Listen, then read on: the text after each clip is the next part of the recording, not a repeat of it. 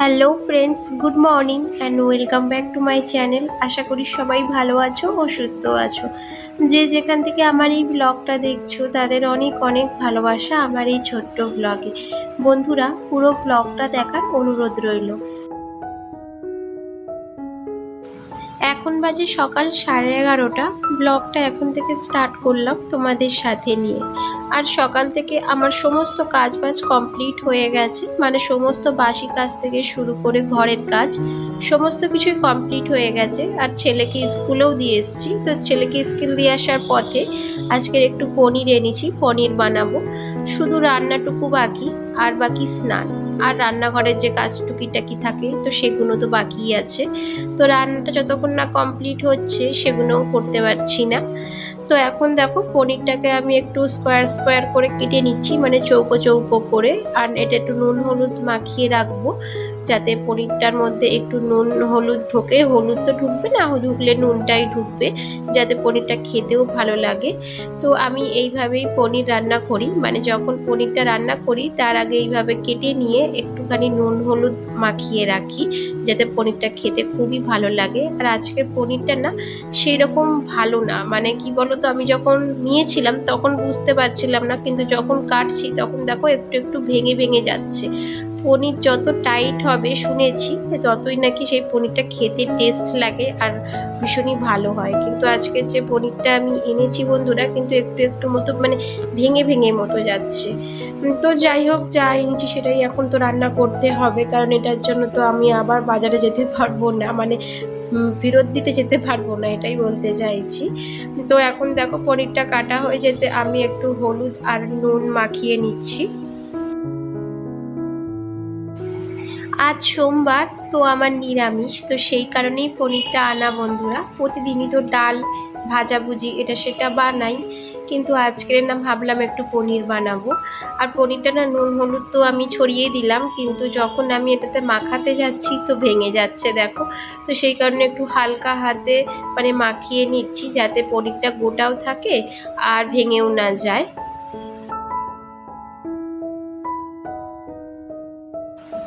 এইদিকে কিছু সবজিও কেটে নেব পনিরটা বানানোর জন্য। ধরো এখন একটু আলু কেটে নিচ্ছি। আর শুধু তো পনিরটা বানালে হবে না, তার সঙ্গে আমাকে ডাল তো অবশ্যই বানাতে হবে আমার ছেলের জন্য, কারণ ওর জন্য আমাকে না এইসব নিরামিষের দিন আর যাই হোক ডালটা আমাকে বানাতেই হয়। আর যেই দিন ধরো আমিষ থাকে, মাছ মাংস হলে ওর ভাত খাওয়া হয়ে যায়, কিন্তু এই ধরো শুধু পনিরের তরকারি বা আর একটা যে কোনো সবজি বানিয়ে নিলাম, তো এটা দিয়ে না ও খেতে পারবে না, মানে খেতে চায় না। খেতে পারলে তো খেয়েই নেবে, কিন্তু ইচ্ছা করেই খেতে চায় না, এতটাই বদমাইশ। তো সেই কারণে ওর জন্য আমাকে একটু প্রেশার কুকারে ডাল বসাতে হয়েছে। আর এখন দেখো এই দুটো আলু আমি কেটে নিচ্ছি স্কোয়ার স্কোয়ার করে, কারণ এই দুটো দিয়েই আমি আজকে পনিরটা রান্না করব। আর পনিরটা যেহেতু নিরামিষ করব, তো সেই জন্য আদা পেঁয়াজ আর রসুন আমি ব্যবহার করব না। এটা আমি ক্যাপসিকাম দিয়ে ব্যবহার করব, মানে ক্যাপসিকাম ইউজ করব, যাতে পনিরটা খেতে খুবই টেস্ট লাগে। তোমরা কখনো খেয়েছো কি জানি না বন্ধুরা, কিন্তু ক্যাপসিকাম দিলে কি হয় বলো তো, খুব সুন্দর একটা টেস্ট লাগে। অবশ্যই সেটা গ্রাইন্ড করে দিতে হয় মিক্সারে। তো এই যে দেখো এখন এই ক্যাপসিকামটাই আমি একটু ব্যবহার করব, মানে কেটে নেব, কেটে তারপর মিক্সারে গ্রাইন্ড করে তারপরে আমি ব্যবহার করব। তো তোমরা দেখতে থাকো ব্লগটা, অবশ্যই দেখলে বুঝতে পারবে। অনেক দিন পর এই রকম ছুরি দিয়ে সবজি কাটছি। আমি সাধারণত বটি দিয়েই সবজি কাটি। যারা আমার প্রতিদিন ব্লগ দেখো তারা অবশ্যই দেখেছো খেয়াল করে যে আমি ছুরি ব্যবহার করি না, আমি বটিতেই ব্যবহার করি, মানে বটিতেই সবজি কাটি। কিন্তু আজকের কি মন গেল বন্ধুরা, যে ভাবলাম না ছুরিতেই কাটি। অনেক দিন হলো এইভাবে ছুরিতে আমি সবজি কাটিনি, আর তোমাদের দেখানোও হয় না। তো কি বলো তো, আমার প্রথম প্রথম ভীষণই অসুবিধা হতো এইভাবে ছুরিতে সবজি কাটতে, কারণ আমি বাড়িতে যতটুকুই কাজ করতাম বটিতেই কাজ করতাম, সেই জন্য না আমি ছুরিটা বেশি ব্যবহার করতাম না, আর আমার অসুবিধাও হতো। কিন্তু এখন টুকটাক করতে করতে না অভ্যাস হয়ে গেছে দেখো। এখন মোটামুটি প্রায় সব কিছুই পারি করতে, একটু আধটু পারি, সব কিছু বলবো না, যতটাই পারি মানে নিজেদের চলে যায়। আর এই যে দেখো ক্যাপসিকামটা কেটে আমি মিক্সারে রেখে দিলাম গ্রাইন্ড করব বলে। আর তার সাথে রেখে মানে কেটে নিচ্ছি একটা টমেটো। তো নিরামিষ তো একটু পেঁয়াজ রসুন দিলে ভালো লাগে, কিন্তু যেহেতু নিরামিষ রান্না করছি তো এইভাবেই আমি রান্না করব। ধরো ওই পেঁয়াজ, একটু জিরে, আদা আর এই ক্যাপসিকামটা দিয়ে, আর দেব অবশ্যই মানে গরম মশলা নামানোর আগে। আর এই যে দেখো কাঁচা লঙ্কাটা কাটলাম, কিন্তু এর মধ্যে দেখছি যে একটু কালো কালো ভাব হয়ে গেছে, মানে যেহেতু বাইরে মানে প্লাস্টিকের মধ্যে রেখে দিয়েছিলাম আর বোটাও ফেলা হয়নি, তো সেই কারণেই হয়তো এইভাবে নষ্ট মতো একটু হয়ে যাচ্ছে কাঁচা লঙ্কা। আর এই যে দেখো একটু আদাও কেটে নিচ্ছি।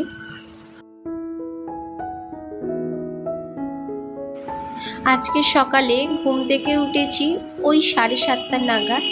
এক একদিন বন্ধুরা দেরি হয়ে যায়, আর এক একদিন তাড়াতাড়িও ঘুম থেকে উঠে পড়ি। যেমন আজকের প্রায় 7:30 বেজেই গেছে ঘুম থেকে উঠতে। তো যাই হোক, এখন দেখো কিছু পটল কেটে নিচ্ছি ভাজবো বলে, কারণ ওইদিকে তো আমি প্রেশার কুকারে একটু ডাল বসিয়েছিলাম। তো কি বলতো, ডালটা একটু বেশি করেই করে নিয়েছি কারণ আমাদেরও তো খেতে লাগবে, কারণ শুধু পনির দিয়ে তো খাওয়া যায় না। তাই জন্য ডাল, পটল ভাজা আর পনিরের তরকারি, এই হচ্ছে আজকের আমাদের দুপুরের লাঞ্চ। এখন দেখো কড়াতে একটু তেল দিয়ে নিলাম আর পনিরগুলোও ছেড়ে দিলাম, কারণ পনিরগুলোকে আমি একটু লাল লাল করে ভেজে নেব। এতে না পনিরগুলোর টেস্ট আরও বেশি বেড়ে যায়, মানে খেতেও ভালো লাগে। আর এখন দেখো আমার ছেলেও চলে এসছে স্কুল থেকে। এই যে দেখো, মানে এতক্ষণ ছিল না, কিন্তু ঘরটা না শান্ত ছিল, আর এই যে চলে আসলো এখন। এখন তো ওর পিছনেই আমার প্রায় আধা ঘন্টা চলে যাবে, কারণ ওকে এখন ড্রেস চেঞ্জ করাবো, স্নান করাবো, তো অনেক কাজই বাকি। আর এখনো কিন্তু আমার রান্না হয়ে ওঠেনি বন্ধুরা। আর এখন দেখো মশলাটা কষিয়ে নিয়েছি, মানে পনিরটা বানাবো বলে। আর মশলাটা কষানোর পরই আমি এই ক্যাপসিকাম গ্রাইন্ড করে দিলাম। আর এখন আমি ক্যাপসিকামটাকেও মশলার সাথে ভালো করে একটু কষিয়ে নেব, যাতে একটা কাঁচা গন্ধ থাকে সেটা চলে যায়। আমি বেশিরভাগই বন্ধুরা তরকারিতে কাঁচা লঙ্কা ব্যবহার করি, সেই জন্য আমার তরকারিটা দেখবে মানে লাল হয় না, হলুদই থাকে। হ্যাঁ, অনেকে কাশ্মীরি রেড চিলি পাউডারটা ব্যবহার করে লাল করার জন্য, কিন্তু আমি ব্যবহার করি না, যেহেতু আমার ছেলে খায় তো তো সেই কারণেই আমি ব্যবহার করি না। এই দেখো তোমাদের সাথে গল্প করতে করতে আমার অনেক কাজই হয়ে যায়, যেমন পনিরটাও হয়ে গেল। আর এখন কিছু সবজি এনেছিলাম বাজার থেকে, তো সেগুলো এখন একটু ধোয়া হয়নি, মানে সেই যা এনে রেখেছি ব্যাগের মধ্যেই রয়ে গেছে। তো এগুলো একটু ধুয়ে নেবো চুপড়ি করে, কারণ আমি না বাজার থেকে যাই সবজি আনি না কেন আগে ধুয়ে নিই, কিন্তু আজকের আর ধোয়া হয়নি। আর বেশি কিছু সবজি আনিনি বন্ধুরা। এই যে দেখছো কয়টা আলু রয়েছে, রয়েছে কয়টা টমেটো, আর তার নিচে না কয়টা কাঁচা লঙ্কা আর পটল রয়েছে, ব্যাস। আর এইদিকে দেখো রান্না হয়ে যেতে এখন বাসন নিয়ে পড়েছি, বেশ অনেকগুলোই বাসন রয়েছে। যেমন এই যে প্রেশার কুকারে একটু ডাল করেছিলাম, তো প্রেশার কুকারটাও আজকের পড়েছে। আর রয়েছে কড়া আর টুকিটাকি কিছু বাটি আর হাতা খুন্তি, ব্যাস। আর ওইদিকে না আমার ছেলেকেও খাইয়ে মানে স্নান করিয়ে খাইয়ে দিয়েছি, তারপরই আমি এই সমস্ত কাজে হাত লাগিয়েছি। আজকে সকাল থেকে বন্ধুরা কোনো রকম ব্লগ স্টার্ট করিনি। প্রতিদিন একই ভিডিও তোমাদের সাথে কি আর শেয়ার করব, তাই জন্যই আজকের একটু বেলা করেই ব্লগটা স্টার্ট করলাম। ধরো প্রতিদিন ধরো ওই ঘর মোছা, ঝাড় দেওয়া, কাপড় ধোয়া, এগুলোই তো তোমাদের সাথে শেয়ার করি। আর 2 দিন হলো তো আমি মোছামুছির কোনো কাজ মানে ক্লিনিংয়ের কোনো কাজ আমি করছি না, কারণ কি বলতো, অতিরিক্ত পরিমাণে গরম পড়েছে বন্ধুরা, তো শরীরটাও সেভাবে ভালো যাচ্ছে না। ধরো না এই ঘাম বসে বসে শরীরটাও একটু খারাপ মতো, তো সেই কারণে না আমি ক্লিনিংয়ের কোনো কাজ আমি এখনো পর্যন্ত হাত লাগাইনি। ধরো বেশ কিছুদিন হলো, 4-5 দিন হলো আমি কোনো ক্লিনিংয়ের কাজ করছি না, তো সেই জন্যই তোমাদের সাথে শেয়ার করা হচ্ছে না। আর এই যে দেখো শিলনোড়াটায় আমি একটু মশলা করেছিলাম, মানে জিরে আর আদা বেটেছিলাম, তো এখনই সেটাই ধুয়ে নিচ্ছি। মানে শিলনোড়াটা আমি প্রতিদিনই যখনই মশলা বানাই তারপর এইভাবেই ভালো করে একটু পরিষ্কার করে ধুয়ে নিই, যাতে একটুও নোংরা না থাকে। আর শিলনোড়াটা না আমার খুব প্রিয় জিনিস বলতে পারো। গুড ইভিনিং বন্ধুরা, এখন বাজে সন্ধে 6টা। ব্লগটা এখন থেকে স্টার্ট করলাম, কারণ সেই যে দুপুরে কাজকর্ম তোমাদের দেখালাম, তারপর থেকে না ভিডিও আর কন্টিনিউ করতে পারিনি। আর এখন এসে সন্ধে 6টার সময় আবার কন্টিনিউ করছি। আর দেখতেই পাচ্ছ বাইরেটা কেমন একটু অন্ধকার অন্ধকার মতো হয়ে রয়েছে, মানে হয়ে এসছে, কারণ এখন তো প্রায় সন্ধে হবে। তো এখন আমি সন্ধেও দেব। আর তার আগে এই যে কাপড় চোপড়গুলো ছিল দড়িতে, তো সেগুলো না ছাদে আসাও হয়নি আর তোলাও হয়নি। এই টাইমটায় বন্ধুরা বাইরের ওয়েদারটা খুবই সুন্দর থাকে, মানে গরম ভাব তো থাকেই না, হালকা হালকা হাওয়া চলতে থাকে আর ওয়েদারটা খুব সুন্দর, মানে একটা ঠান্ডা মতো ওয়েদার থাকে। আর এই যে দেখো আকাশে হালকা হালকা মেঘ জমছে, সূর্য তো অস্ত গেছেই প্রায়। আর এই যে দেখো আকাশে হালকা হালকা একটু একটু হয়তো মেঘ জমছে, জানি না রাতের দিকে বৃষ্টি হলেও হতে পারে, আবার না হলেও হতে পারে, সেটা এখন তো বলতে পারছি না। এই দেখো পুরো অন্ধকার হয়েই এসছে। গুড মর্নিং ফ্রেন্ডস, পরের দিন এসে আবার ব্লগটা স্টার্ট করছি। আর এখন বাজে সকাল ওই 9টা নাগাদ। আগের দিন ব্লগটা স্টার্ট করেছিলাম ঠিকই, কিন্তু আমাদের এখানে না সন্ধ্যের পর থেকে কারেন্ট চলে গেছিলো, তো সেই কারণে না ব্লগটা আর কন্টিনিউ করতে পারিনি। অন্ধকারে কি আর দেখাবো তোমাদের বলো।